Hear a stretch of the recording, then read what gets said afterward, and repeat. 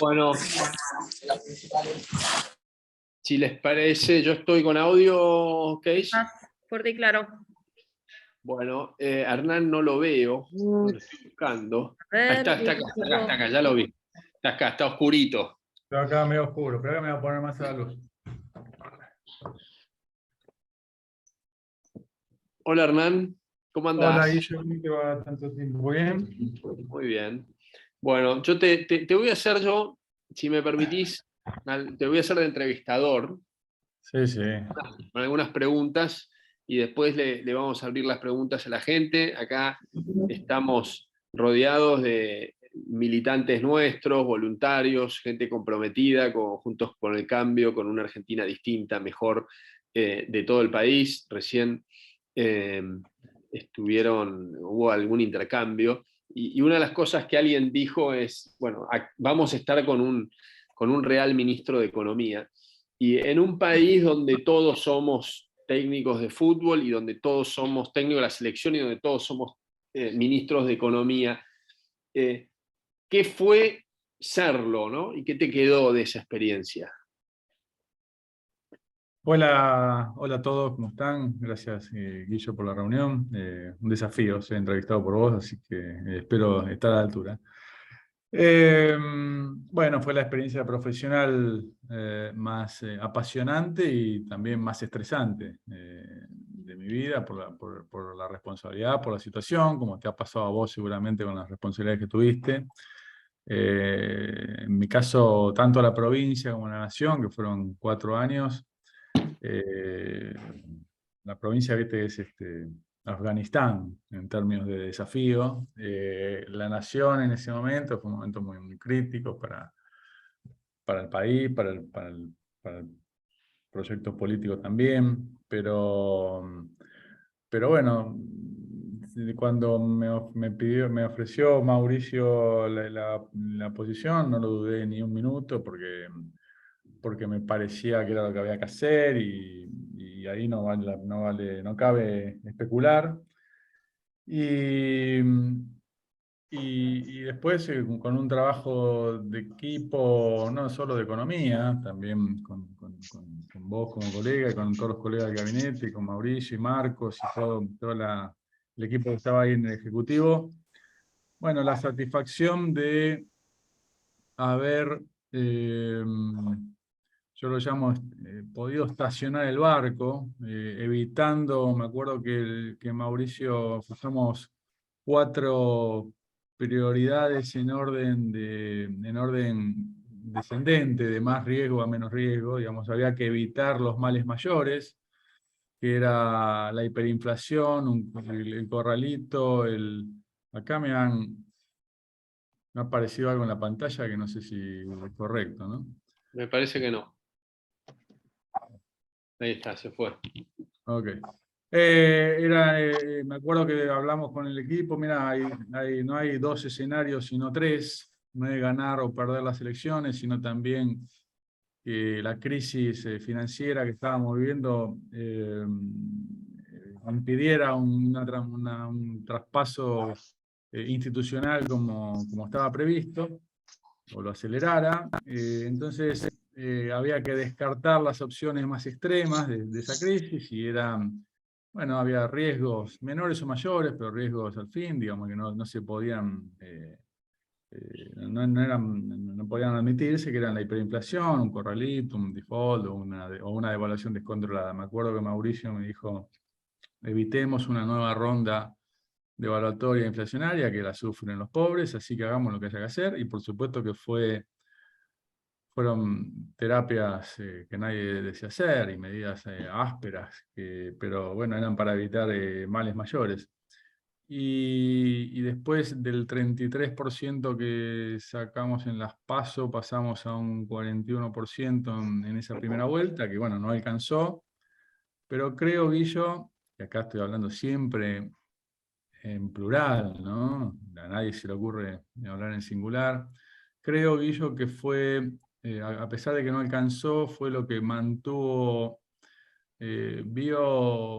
hablando medio grandilocuentemente, la República. Imagínate que una oposición que hubiéramos, que había pronóstico catastrófico, que podíamos sacar incluso 25, había algún pronóstico. Digo, imagínate este gobierno sin una oposición, con una representación parlamentaria sustantiva, con los proyectos que había y que todavía cada vez tanto algún extraviado vuelve a impulsar, de reforma de la justicia, del procurador, bueno, de básicamente horadar la base de la República, la división de poderes.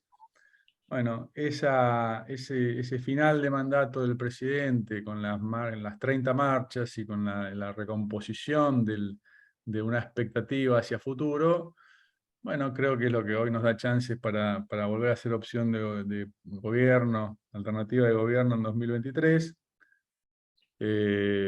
y que impidió que la República terminara desvaneciéndose, como podía haber algún proyecto autocrático en algunas mentes del gobierno actual, ¿no? Coincido, absolutamente. ¿A mí me están escuchando bien, Keish? Sí, sí. Todo perfecto, Sergio. Perfecto, yo. Porque Sí, me parece que estoy como tengo medio congelado. A mí Hernán se me congeló, pero me parece que es problema de mi conexión. Coincido con lo que decís, y en esa coincidencia también fue cómo reaccionó una parte importantísima de la sociedad, y muchos de ellos están acá, y calculo que todos los que están acá fueron de los que reaccionaron, ¿no? Y peleando en ese proceso agosto, octubre, en cada una de esas marchas, y en esa convicción de que teníamos que seguir peleando por un país distinto y otros valores. Y si eso no hubiese pasado, tanto esa estabilización que había que lograr, con unas expectativas muy negativas, porque venía el kirchnerismo, y lamentablemente se comprobó después de todo lo que la destrucción que genera en la economía el kirchnerismo, y esa movilización de la gente, creo que no estaríamos hablando acá. Pero todos vemos la tele, ¿no? Y vemos un montón de economistas. Déjame agregarte algo a tu reflexión, Guillo, de ese momento, y alguna evidencia anecdótica. Obviamente que hubo una conducción política ahí de Mauricio, que nos llevó a esa recuperación. Pero me acuerdo, todo eso, las fechas me las acuerdo porque estábamos ahí, pero digamos, el 11 de agosto fueron las PASO, yo asumí formalmente el 20, y vino el Fondo Monetario el 23, que era un viernes, y yo lo recibí en el Ministerio de Economía, y el 24 fue, ¿te acordás, Guillo, la marcha espontánea, donde seguramente estaban muchos de los que están acá hoy nos acompañan? Que eso no fue una convocatoria del gobierno, fue una marcha muy espontánea que fue en la Plaza de Mayo. Yo me acuerdo que era un sábado, me acuerdo que estaba en el Ministerio de Economía, estaba Guido Sandleris, el presidente del Banco Central, y estaba la misión del fondo. Y el Ministerio de Economía, en el despacho, el quinto piso, da a la calle Irigoyen, y tiene un balcón que vos podés ir hasta la esquina. Y la verdad que inesperadamente se empezó a golpear la gente ahí, se llenó la plaza a la tardecita, que después fue Mauricio. Y entonces salimos, después que estábamos mirando números, ¿no? Con el fondo, las reuniones con el fondo son redensas, no hay ni una palabra, todo número. Y salimos al balcón y los invité. Con nosotros, con el kirchnerismo es al revés, me parece, ¿no? Sí, hay más araza, pero porque están resignados, me parece. Bueno, la cuestión es que les mostré no, ellos fueron testigos de esa manifestación popular, espontánea. La verdad que quedaron los tipos bastante impresionados de la resiliencia que había de ese pueblo que había tenido un golpe electoral legítimo, digo, no un golpe, digamos, un contraspié electoral. Y estaba 15 días después ahí apoyando un proyecto en el que seguía creyendo, a pesar de que había tenido un golpazo 15 días antes. Y la verdad que eso fue... La energía no va del dirigente a la gente, va de la gente al dirigente, ¿no? Entonces, y que después, bueno, me acuerdo que le dije a Marcos, le dije, bueno, démonos un mes para estabilizar, porque no podemos salir a a hacer campaña a mostrar nuestro proyecto si el dólar es un barrilete. Démonos un mes para estabilizar, que fue el mes de septiembre, y después en octubre hagamos las 30 marchas esa decisión. Y así fue, y bueno, empalmo con la primera respuesta. No alcanzó, pero no alcanzó para revertir el resultado, pero sí para dejar la base del futuro. Perdón. Pero está súper buena esta anécdota, porque son esas cosas que, que, que uno vive, Tengo al y perro ladrando, le voy a cerrar la puerta. haber estado ese día en el Ministerio de Economía, en ese balcón, viendo esa plaza que se llenaba, debe haber sido súper emocionante. Fue para todos nosotros, que lo vimos por tele, haber estado ahí. Eh, y seguramente la gente del fondo, como muchos otros observadores internacionales, ese es una de las muestras, y que creo que va a ser parte de lo que vamos a transmitir a partir del 2023, de ese cambio profundo que se ha producido en Argentina, y que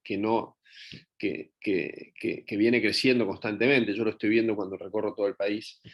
Estoy tentado a hacerte la última pregunta que tenía pensada, porque nos metimos muy de lleno en este tema, que creo que es el más importante, pero voy a evitar esa tentación preguntándote, porque ¿cómo ves la coyuntura actual? Que es lo que por ahí a mucha gente es el día a día, que se pregunta qué va a pasar. Claramente no tenés la bola de cristal, y, y estamos en un entorno de altísima incertidumbre, pero ¿cómo ves la coyuntura actual? Y a partir de eso, ¿cómo ves los desafíos para el 23 para adelante? En dos partes. Primero la coyuntura.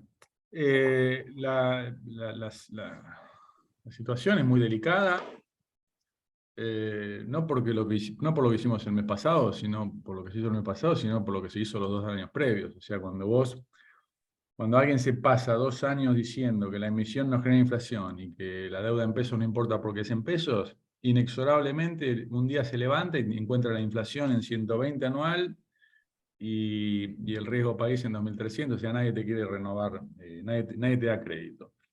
Eso le pasó al gobierno en junio, todavía estaba Guzmán, después vino Batakis, después Massa, pero eso es la consecuencia de 2 años de gastar todo el tiempo más de lo que ingresa, primero por la pandemia, pero antes de la pandemia también había empezado a hacer, porque es el ADN, con esas tesis que no están en los libros, ¿no? O sea, la emisión no genera inflación. Bueno, encontramos la maquinita de la felicidad, no se discute en ninguna parte del mundo, ni siquiera en Bolivia se discute eso. Tiene un gobierno, digo, ni siquiera en Bolivia, porque tiene un gobierno de carácter más socialista o de izquierda. Así que ni siquiera en Perú, por ejemplo, que tiene 5 expresidentes presos, ya tiene una base institucional muy delicada, muy débil, y tiene la inflación en 3% anual, tiene el mismo presidente del Banco Central desde hace 15 años. Así que esa liturgia un poco primitiva nos lleva a esta situación. Creo, Guillo, que desde la asunción de este nuevo equipo económico, por lo menos se ha ordenado la política. Acordate que hace 45 días, que era un agravante, o sea, ante cada encrucijada de escasez, el presidente quería girar para un lado, la vicepresidenta para el otro, y se mandaban mensajes por Twitter. Bueno, creo que este equipo económico tiene un activo que es el músculo político para intermediar ahí y que por lo menos resolver ese agravante, ¿no? Pero ahora hay un problema objetivo que no se resuelve con músculo político, que es faltan dólares y sobran pesos. Y entonces eso hace que haya inflación de 120 y el blue de la brecha cambiaria de 100%, el blue el doble que el oficial. Y entonces ahora tenemos esta sensación de que, bueno, una pseudoestabilidad, y la estabilidad es la inflación es 120. O sea, mirá, y ponen el dólar soja y juntan 1.500 millones de dólares, que es, o un poco más, 2.500 millones de dólares, que es el 0,5% del PBI. No quiero marear con números, pero quiero decir, tiene la capacidad de volantear ante el precipicio, cada vez más tarde, cada vez con los frenos más gastados, cada vez con menos bienestar, cada vez con la inflación más alta y con menos reserva. Dicho eso, Guillo, para terminar la coyuntura, creo que los próximos 15 meses, y en eso vamos a tener que trabajar, y en eso vamos a hacer la campaña, en eso vamos a tener que pensar la Argentina. Va a estar nublado, no va a haber sol. Quiero decir, eso va a haber un estancamiento, el salario real va a caer, el consumo se va a resentir, la inversión no va a haber, porque hay mucha incertidumbre. Las exportaciones, hoy salió el dato de agosto, cayeron 7% en términos reales respecto a un año atrás, en términos nominales, perdón, peor.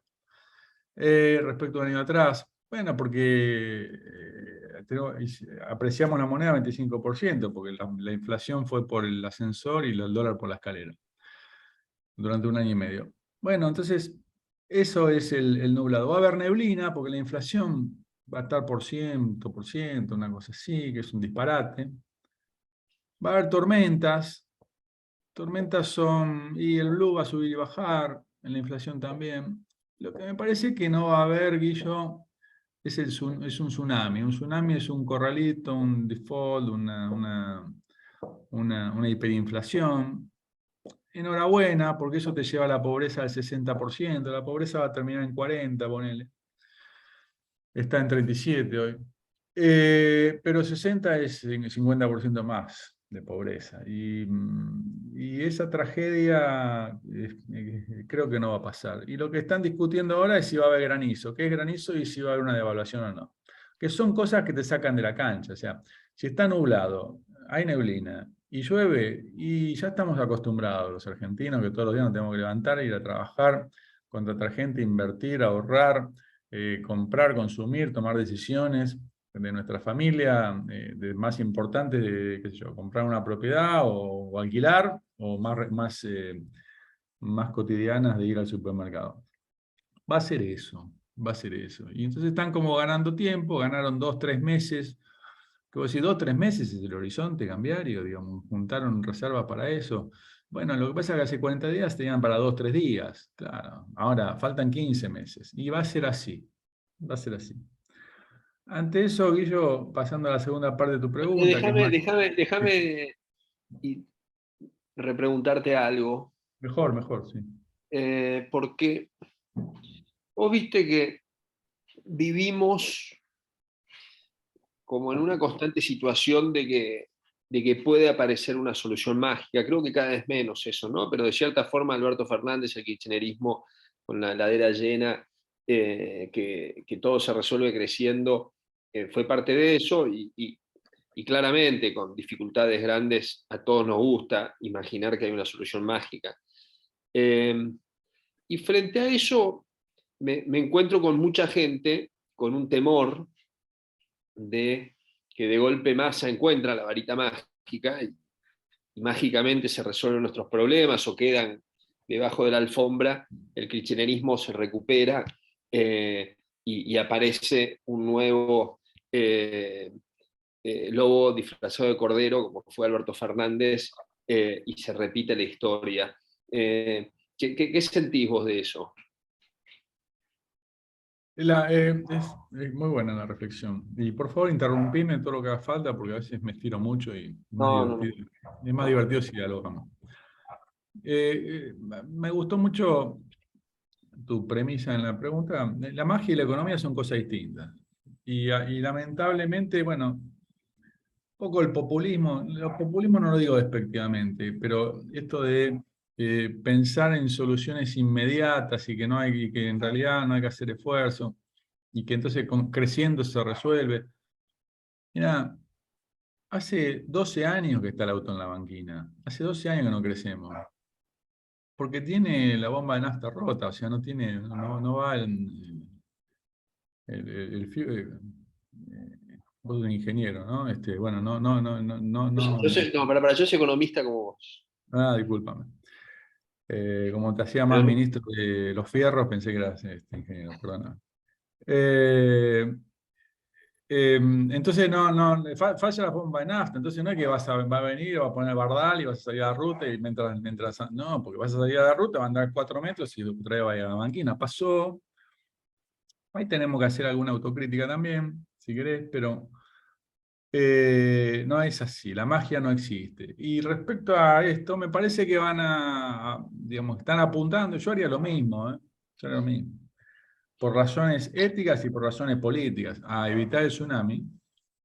Éticas, digo, porque la pobreza se va a 60, los pobres no se defienden de un tsunami, de una hiperinflación, por ejemplo.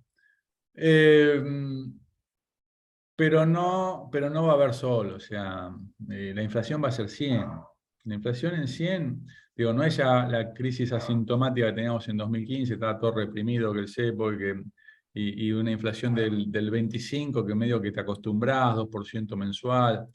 No, 100, a ver, el changuito del supermercado te cambia los precios todas las semanas, y si la inflación es de 25, te cambia una vez por mes. Es distinto, es distinto. El corralón de materiales recibe lista de proveedores todos los días, todas las semanas.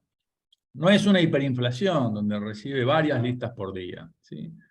Pero, pero creo que no es la misma, y no hay, me parece, posibilidad, me parece que ellos lo saben, de un escenario próspero que permita apalancar un proyecto político en base a vender ilusiones sin fundamento.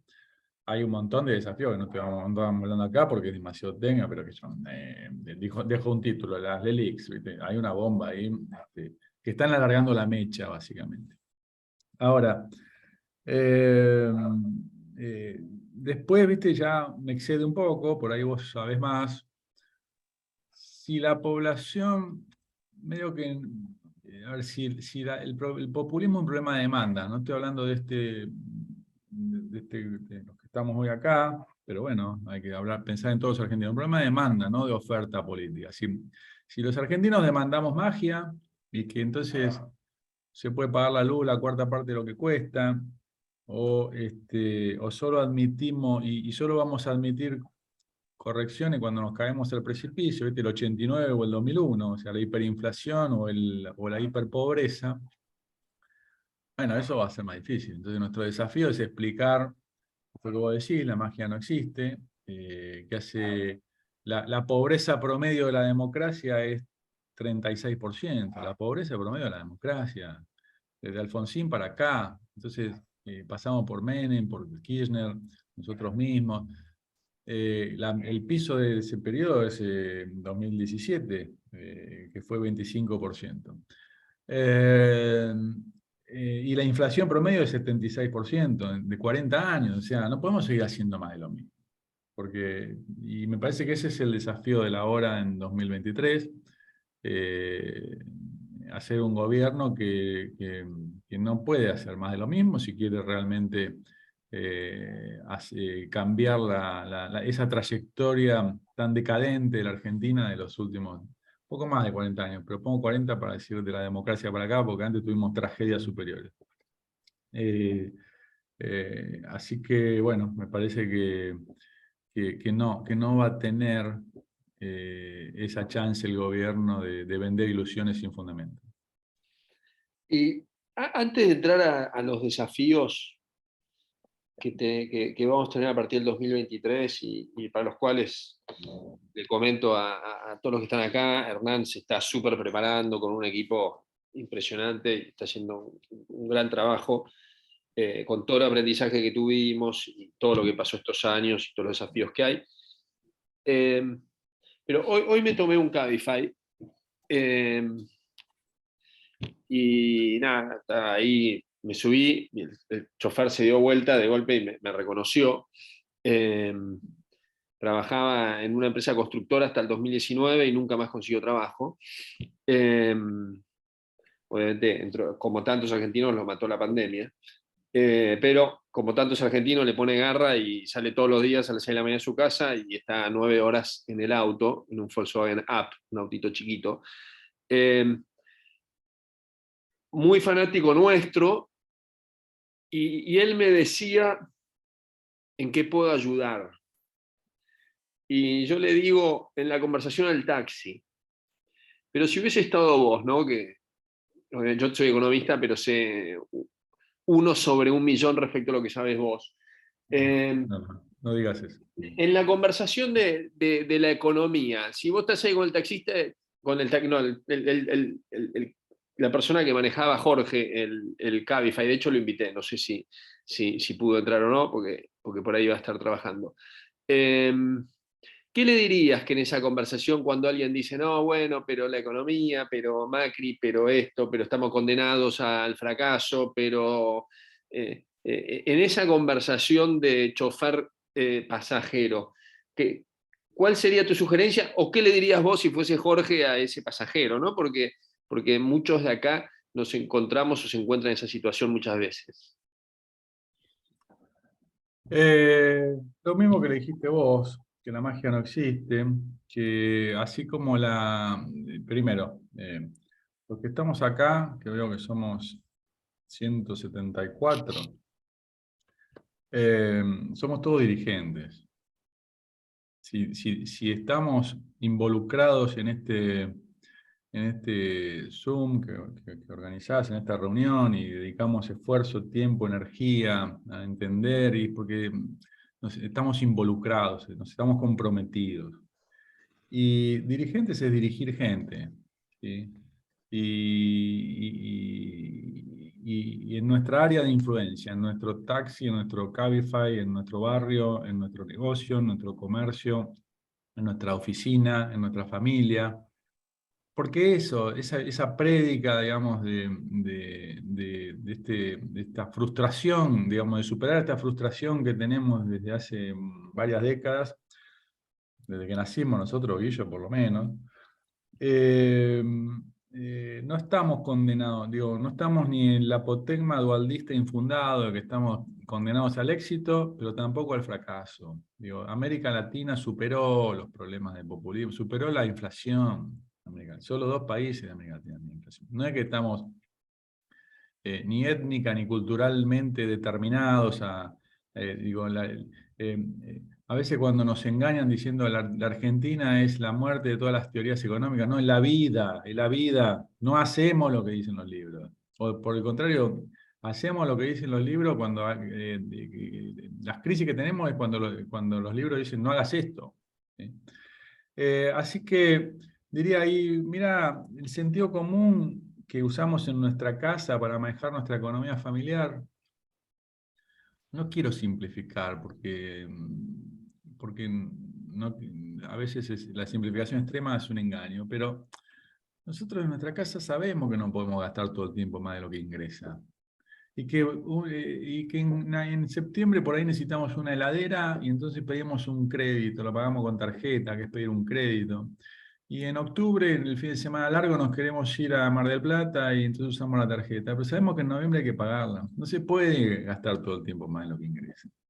Que eso es no tener el estado desordenado, digamos, y que cada uno pide algo para sí mismo. Y que no existe la maquinita de la felicidad. No hay tal cosa como, bueno, pues si no, no cobremos más impuestos, ¿viste? Hagamos todo, le demos a la maquinita, y esa inflación la pagan los pobres, porque los que tenemos alguna posibilidad de ahorro más sofisticado, tenemos plazo fijo UVA, dólares, alguna propiedad, algún auto, nos defendemos de la inflación la pagan los pobres.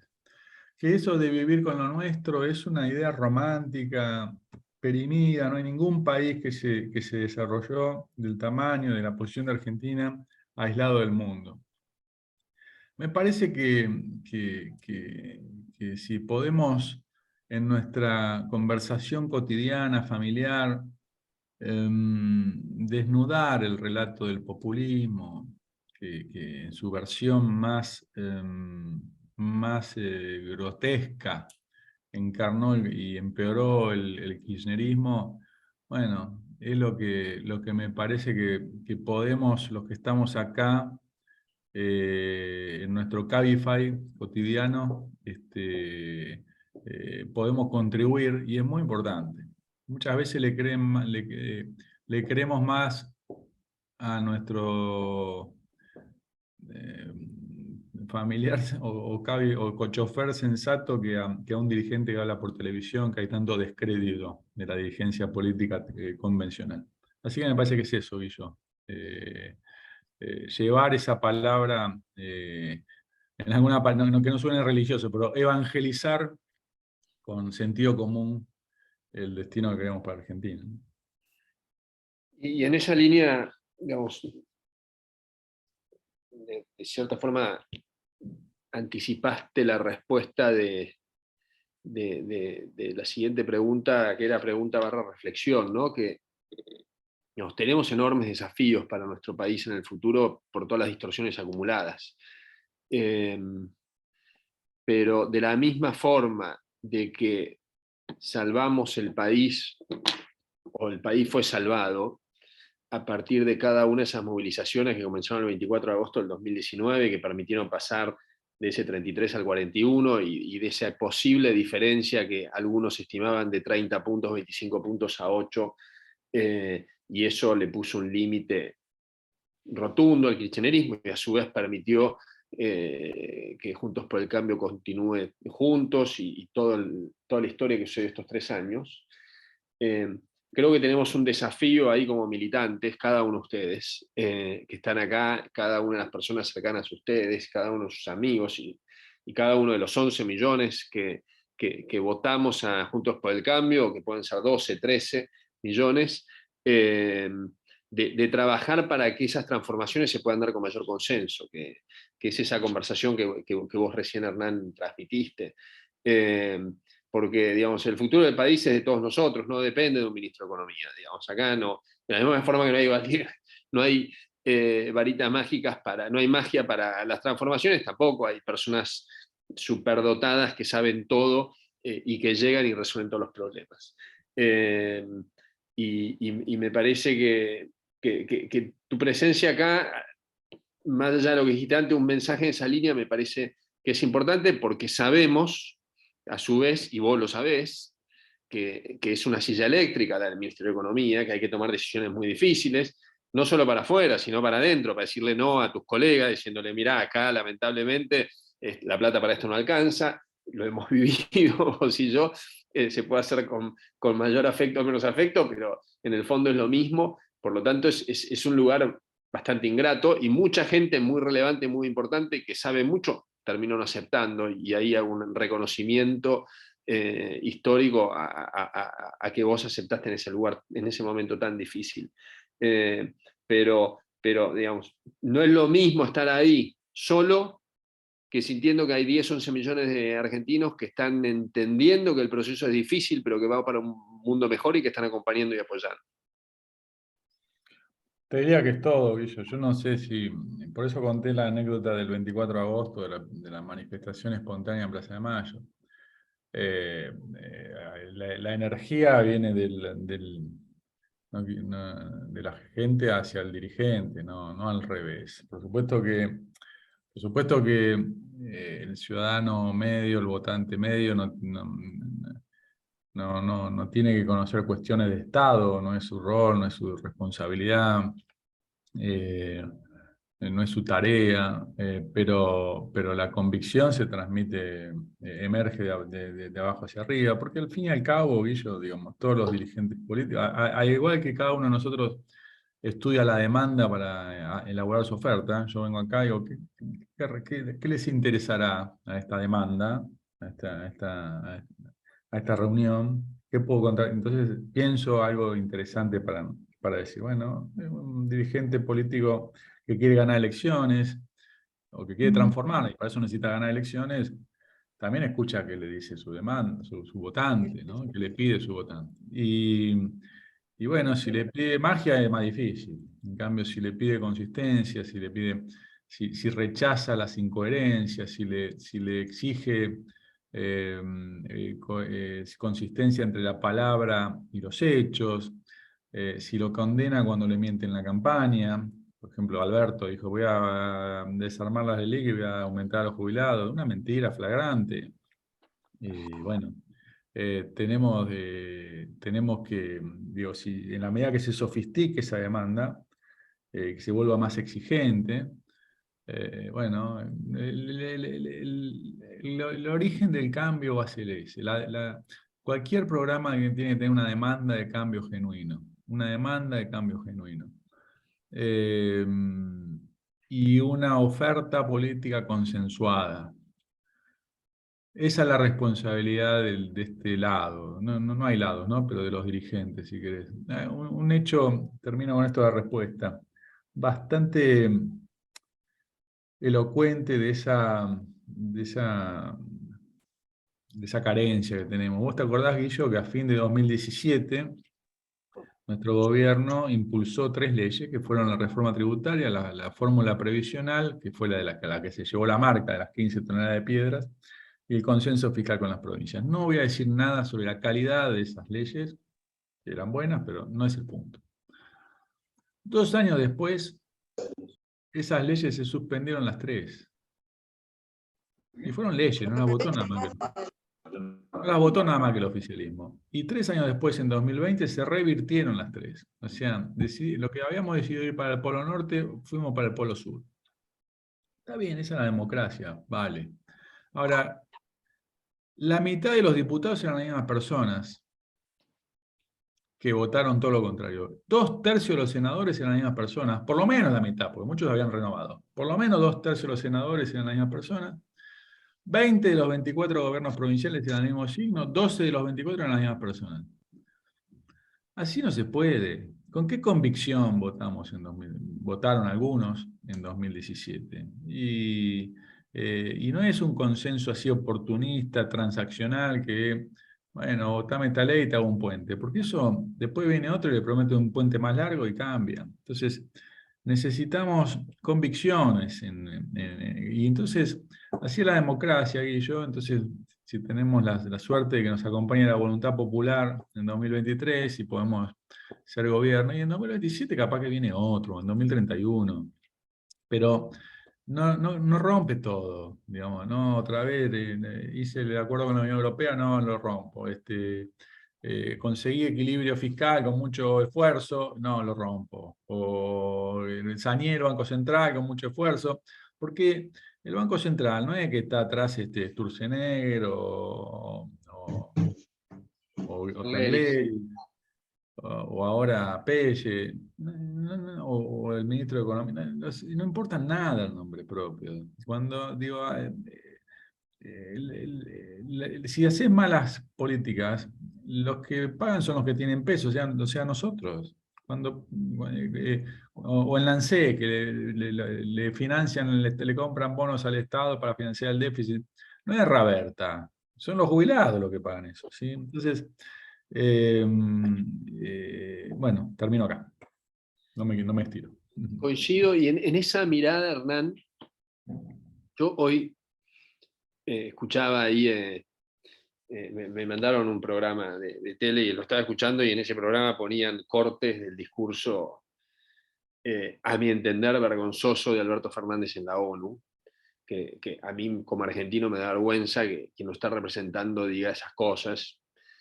Eh, y lo que yo pensaba es, creo que a partir del 2023, creo que es muy probable que ganemos, ¿no? Pero asumamos un minuto que pudiese llegar a otra opción, no creo que así sea, pero creo que los que gobernemos o que les gobiernen a partir del 2023 con un kirchnerismo totalmente devaluado, que digamos que es el 20, 25, 30%, tenemos una necesidad imperiosa de generar consensos de largo plazo, que no van a ser todos, pero me parece que después de este paso catastrófico que terminó de demostrar el kirchnerismo, sus incapacidades, su falta de moralidad, su ineptitud, su mentira consistente en todo, la destrucción de vidas a partir de la mala praxis con las vacunas, la cuarentena eterna, el no cumplimiento de ella, y no vamos a hacer un listado infinito, y después que encima está esa persona ahí hablando frente a la ONU, frente a todos los países, y diciendo esto del republicanismo, fascismo, frente al intento de atentado contra Cristina. Creo que tenemos la dirigencia y también de cierta forma la sociedad, decir, bueno, una gran mayoría pongámonos de acuerdo en este rumbo y pongamos el barco en dirección para los próximos 20 años. Sí, es así, porque sin eso, tener un buen programa de 4 años no te saca del estancamiento. Hay una película que recomiendo ver, muy simpática, una comedia italiana, que en italiano, lo voy a decir más, se llama L'ora legale. La traducción es La hora del cambio, búsquenla. Una comedia liviana, pero muy significativa. Me hizo acordar mucho al gobierno de Mauricio. Es un profesor universitario en un pueblo siciliano, un pueblo chico, que un político no tradicional que enfrenta al candidato convencional de malas prácticas de varias décadas, muy identificable con los intendentes del conurbano, bueno, tradicionales, digamos, los varones. Y bueno, hace una campaña de cambio y de basta de privilegios y de basta de ñoquis y de austeridad en el gasto público y de reglas. Bueno, como toda, va a la elección, pegan el palo y entra, gana por poco. 2015. Y entonces, claro, en un pueblo chico, entonces la mitad de su familia era con de la política, casi digo peronismo, con la política tradicional y la mitad eran, no, a la hora del cambio. O sea, lugartenientes del cambio. Y empieza el gobierno, entonces el día 1 dice, bueno, acá no se puede estacionar, bueno, hay que llevarse, digo, incumplieron la regla, digo. La regla dice no se puede estacionar, bueno, que se lo lleva a la grúa. El segundo día es, bueno, los chicos en la universidad no es que pasan todos, sino que hay que estudiar y dar examen. Y el tercer día, bueno, conclusión, no la quiero spoilear, solo en esta parte, la mitad de la familia, que eran sus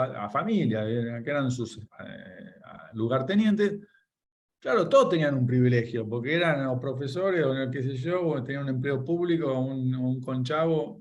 Bueno, también seamos conscientes de que la demanda del cambio es nuestra. Tiene una demanda, y obviamente ese gobierno no resistió y perdió ante la primera elección. Bueno, tiene que haber una noción de que así no podemos seguir. Me acuerdo, termino, Guillo, en la provincia de Buenos Aires hicimos un estudio con la Universidad de La Plata. Teníamos déficit, ¿no? Y entonces le preguntábamos a las familias si su familia debía recibir más bienes públicos y si debía contribuir más. O sea, si había que bajarle impuestos y si merecía más bueno, bienes públicos de cualquier naturaleza, de salud, educación o subsidios. El 80% de las familias nos contestaron que a su familia había que bajarle impuestos y el 60% que a su familia había que darle más servicios. Bueno, recompongamos nuestro doble rol como ciudadanos de beneficiarios del gasto público y de los servicios públicos y de contribuyentes también. Porque no es que cuando un Estado va a la paritaria con ATE, no es la guita de Guillo o de la Punza, estoy hablando como Maradona, ¿no? Es la guita acá veo, de Lucas Barrio Nuevo, de Valeria Bratco, de Marce Almendro, de Ignacio Lemos, ¿sí? Somos contribuyentes, no espectadores, es la nuestra. Porque siempre el periodista te dice, pero no puede hacer un esfuerzo más, usted, ministro, mire, es la suya la que estoy defendiendo, ¿no? Y ATE me hace un quilombo bárbaro, pero no es usted es dueño del Estado, no ATE. Bueno, eso. Muy bueno, la verdad que me encantaría hacerte 1000 preguntas más y seguir charlando, pero nos fuimos bastante el tiempo, nos quedan unos pocos minutos y, Case, me gustaría por ahí a Pato Galvasi, que levantó la mano. Hay una persona que levantó la mano, pero dice iPhone y está sin cámara. Los que preguntan, por favor, que tengan nombre y cámara. Pato, desmuteate. Levanta la mano, es cómodo. Ahí, levántala. Te mandamos una solicitud para hacer la pregunta, por favor, conciso, así aprovechamos más.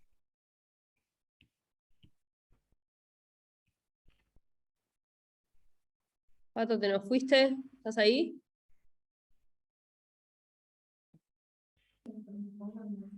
Creo que te muteaste de nuevo, ¿puede ser? Bueno, iPhone prendió la cámara. Si te querés presentar con nombre, por favor. Hola, ¿soy yo? Sí. Dale. Sí, Javier García Mazaro de Trenquilauquen. Mira, sí, una pregunta para Hernán. Cuando fueron las PASO, hubo que poner el cepo, ¿no? Y ahí pareciera como, no como si se calmara un poco la cuestión económica, porque eso depende más o menos un 60% de la economía formal, ¿no? Llegado el caso de que en el 2023 se ganara las elecciones, ¿el cepo se mantendría o habría una política de liberación gradual? ¿Cómo sería en ese caso, digamos? Porque pareciera como que sería un ancla para la economía. Entonces, es esa mi duda de cómo, en el caso de ganar, cómo se liberaría.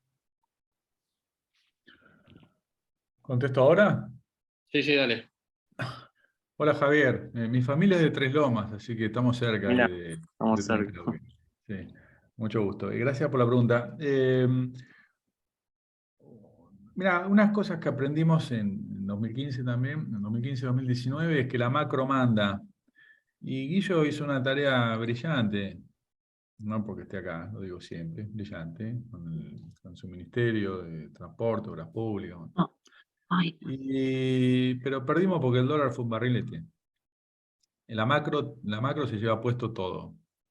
Y dimos batalla, pelea, y ganamos. De cada 10 peleas perdés 7.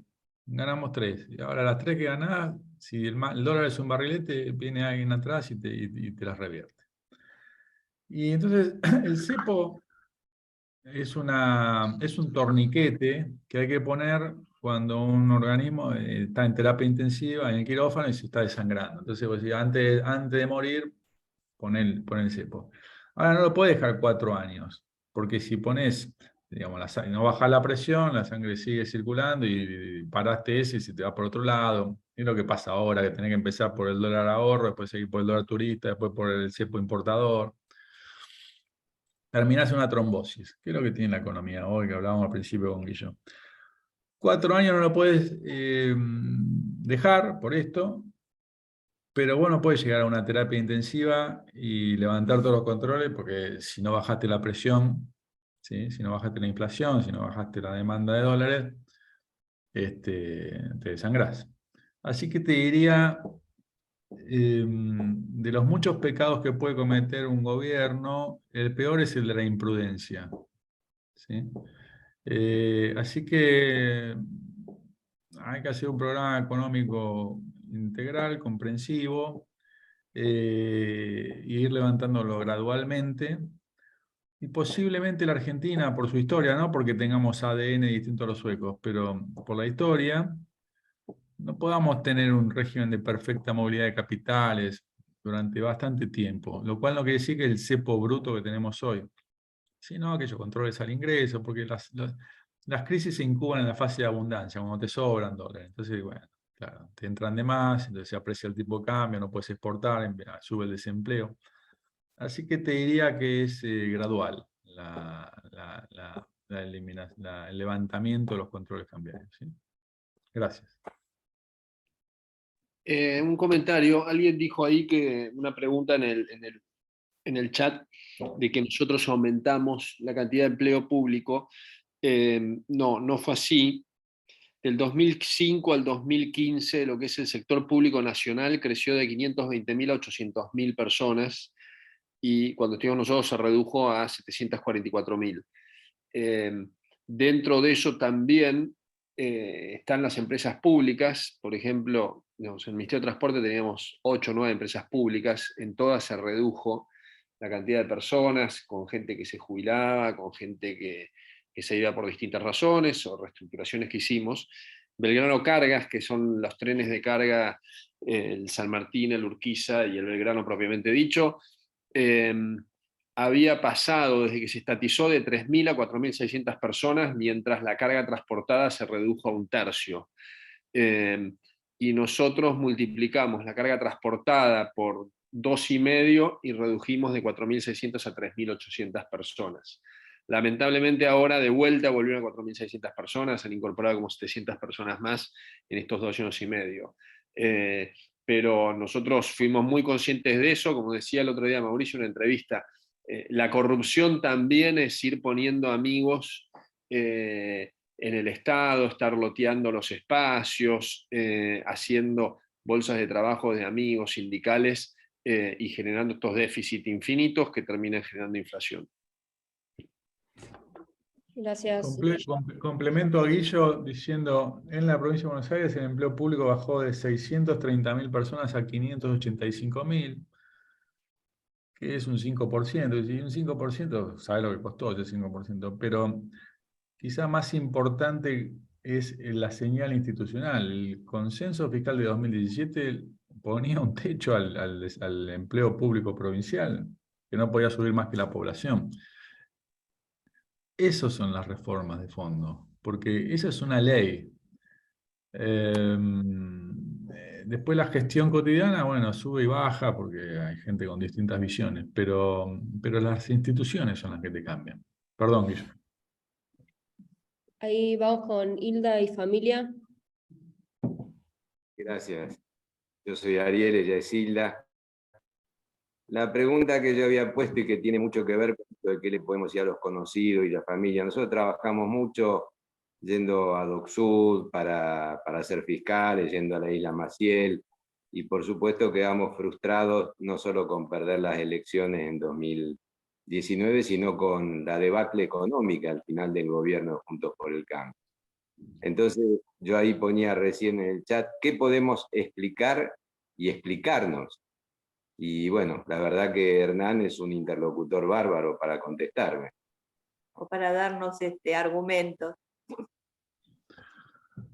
Mira, podemos hacer una autocrítica ahí si es tu pregunta, no importa para revisar el pasado, sino para el futuro.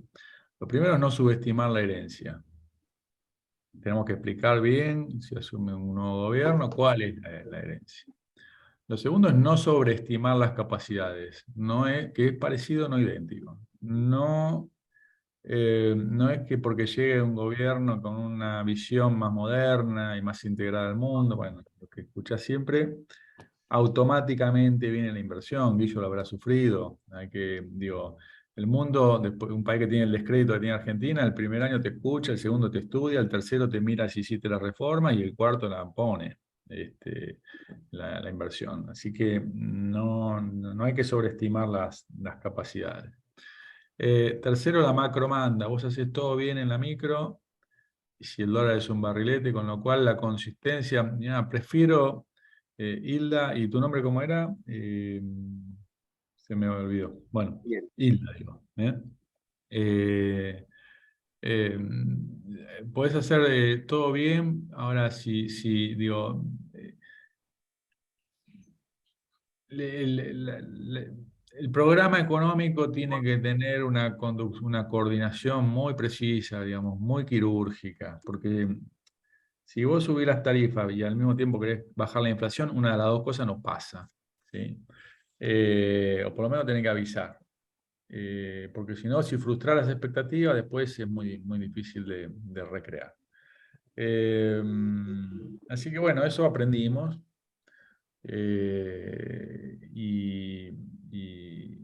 Y hay que hacer reformas que las intentamos, pero hay que volver a intentarlo. Para poder poner, tiene dos andariveles el 2023. Primero, estabilizar, y segundo, reformar para crecer. Que tiene que ver con las reglas del juego, de la inversión, del sector energético, del mercado de trabajo, de las provincias, lo que decía antes, que no sean una canaleta, un barril sin fondo. Bueno, no quiero meterme en el detalle, pero bueno, creo que es eso, amigo. Hernán, ahí veía el chat y hago esta pregunta, hagamos una más y después vamos cerrando también por respeto a todos por el horario. Ahí decía una persona en el chat ¿qué opinabas de... La persona ya hacía juicio volador, ¿no? Del delirio del proyecto de dolarización de Milei. No decía delirio, decía otra cosa, pero algo así. Opino que hay que tener mucho cuidado, con los atajos.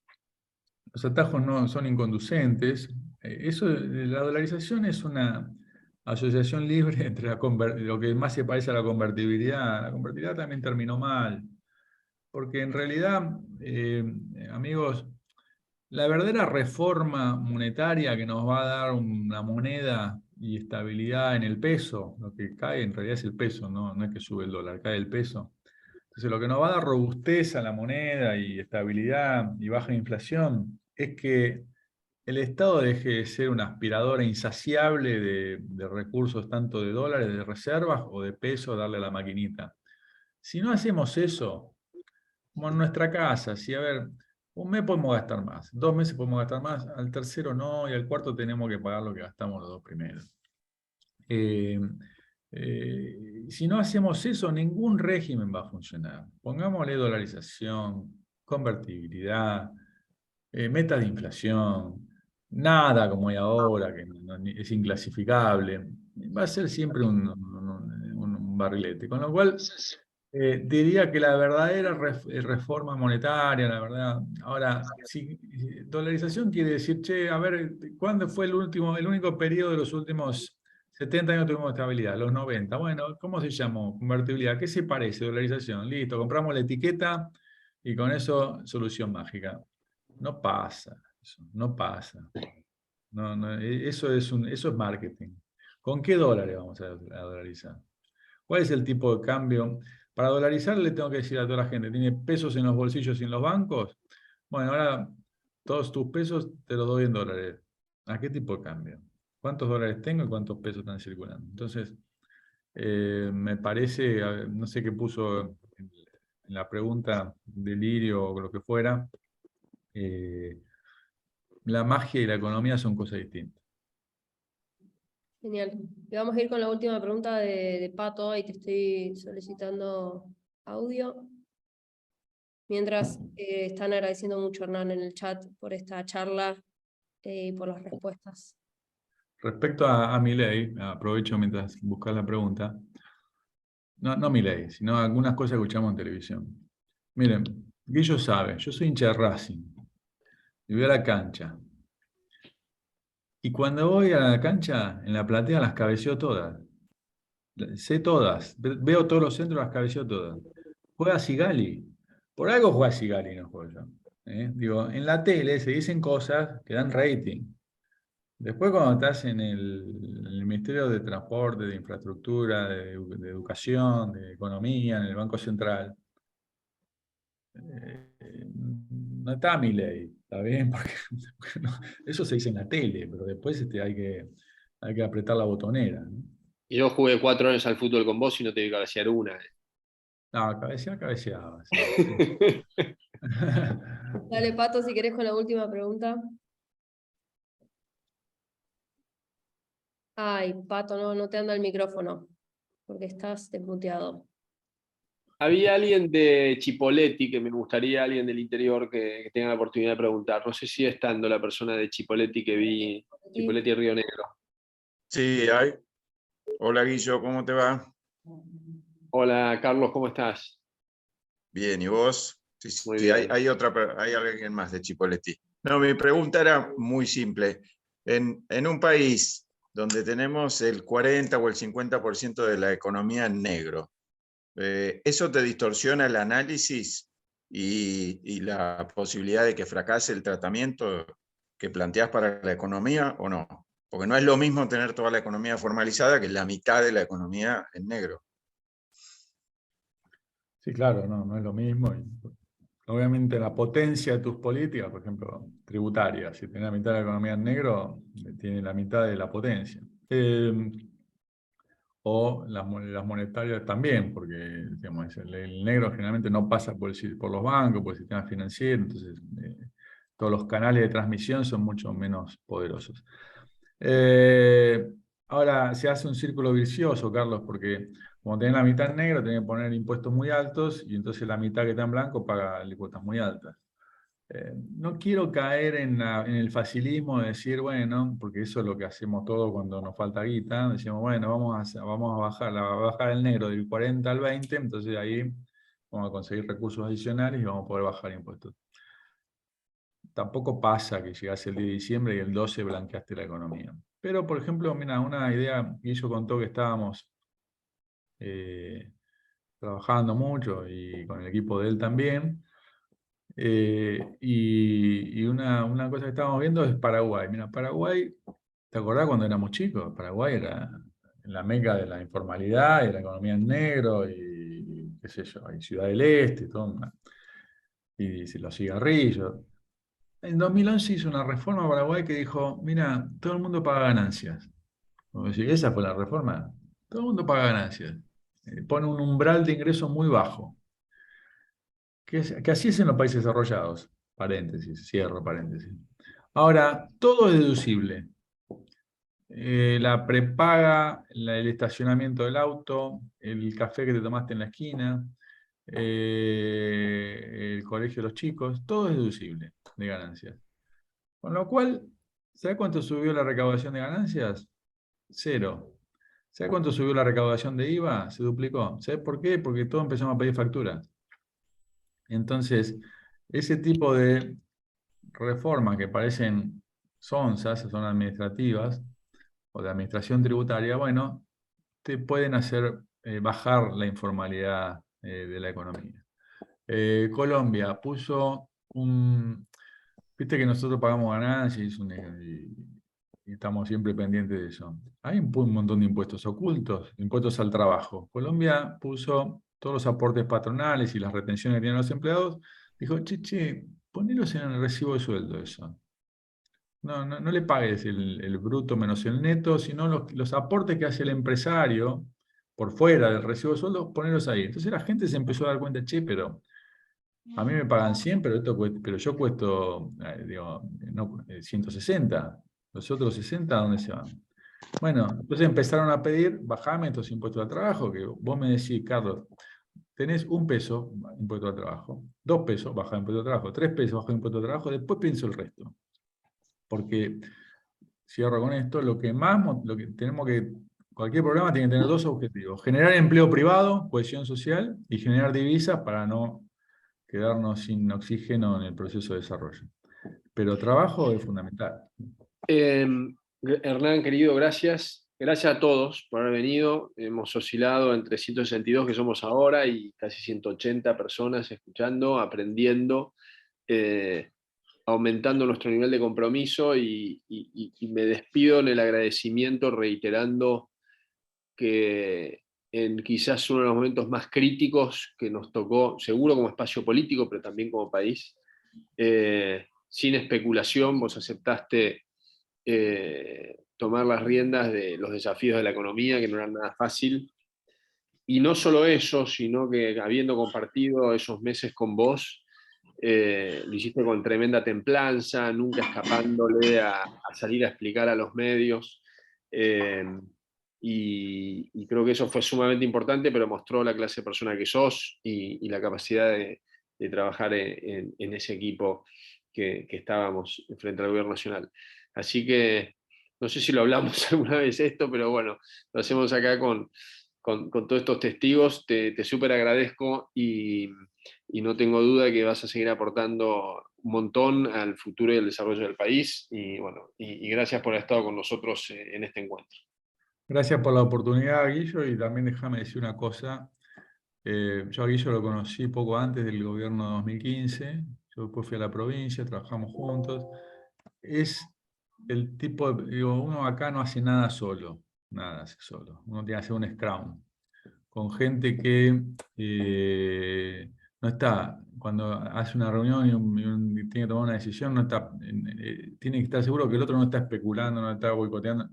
Bueno, yo a Guillo le entrego lo que me pide o le pido, lo que yo le pido con los ojos cerrados, porque sé que compartimos 4 cosas: ética, idoneidad, trabajo en equipo y experiencia en el sector público.